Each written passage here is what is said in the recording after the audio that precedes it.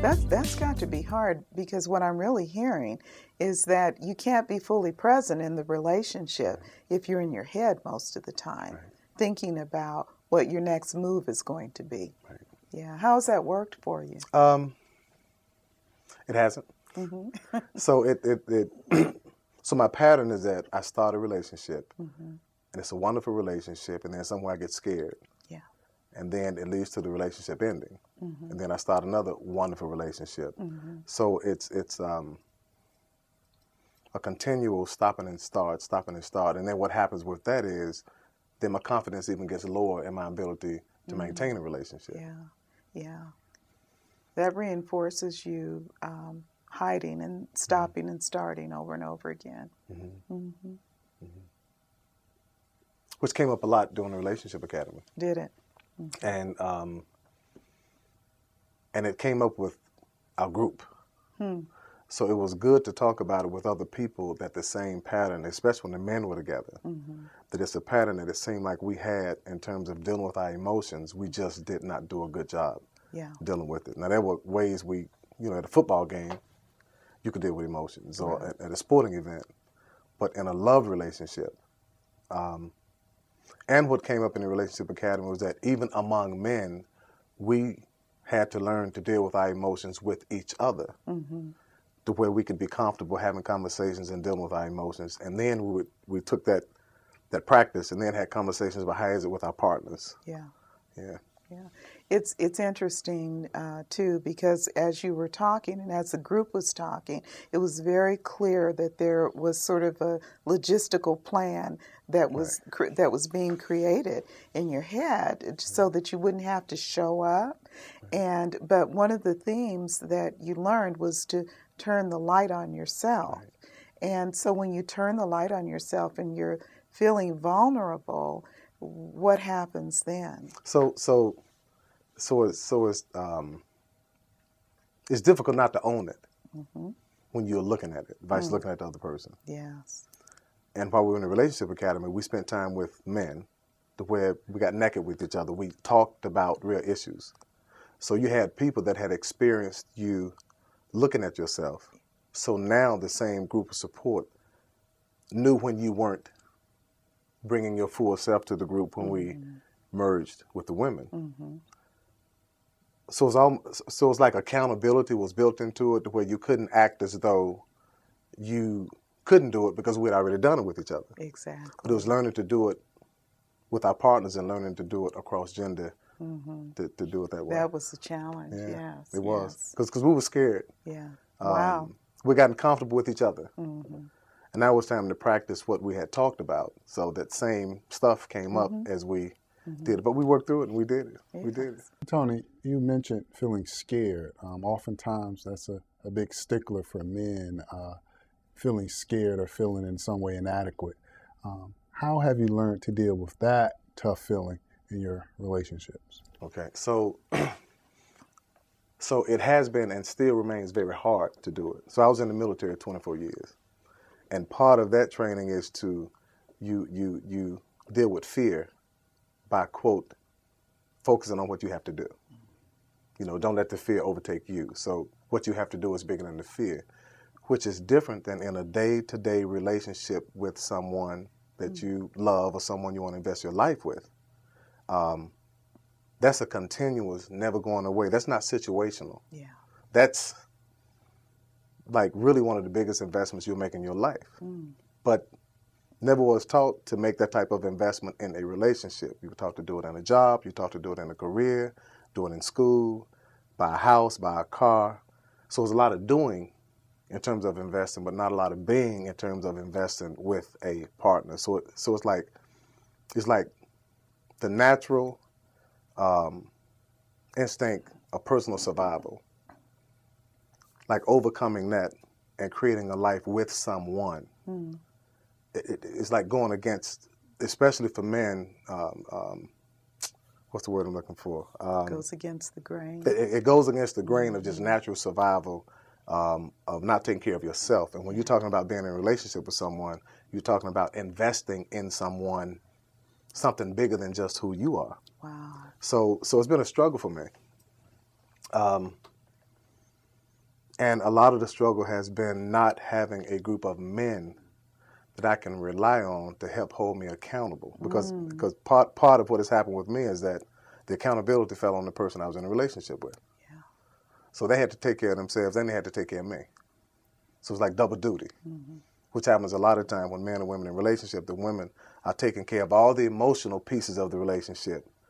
And we as men are not taking care of any of it. We put the children on the women. And I'm not saying all men, but a lot of us, we've been conditioned to that. Women take care of the emotional piece, and we take care of the doing. Yeah. So it feels like a road change. It feels like a new way of being, and it takes slowing down. So now when I feel vulnerable, the first thing is to say, I'm feeling vulnerable right now. Wow. So put it out on the table. Put it out, because I would usually pretend. So now what I would do is I say, I am really feeling scared right now. And recently what I said to someone, is I feel like leaving. So let's talk about this. It sounds like you're doing things differently now as compared to the way that you did them before. Change occurs over time. And it really isn't something that we're able to achieve just overnight. Your whole life you've learned how to pretend, how to man up.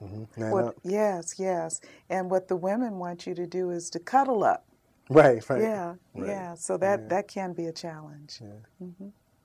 Tony, you said that before you completed the Relationship Academy, you came to realize that you had a series of the intoxicating first beginning in love relationships, and you would end them when things got a little tough.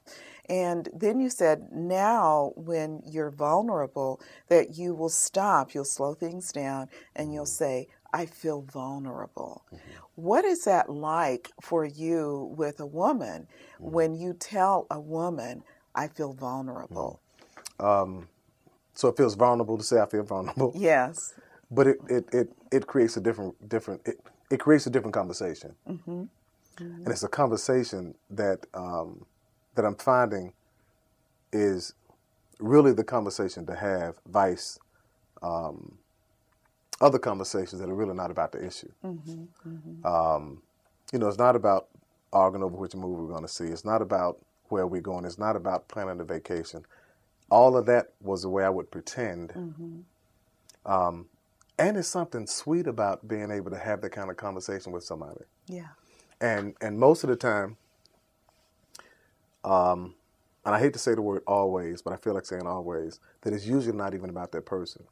It's about something else in my past that has come up, that this is re-stimulated or this is unearthed for me. It triggered it for you. That I need to have that conversation along with this conversation, because if I don't, it becomes all blended together. Yeah.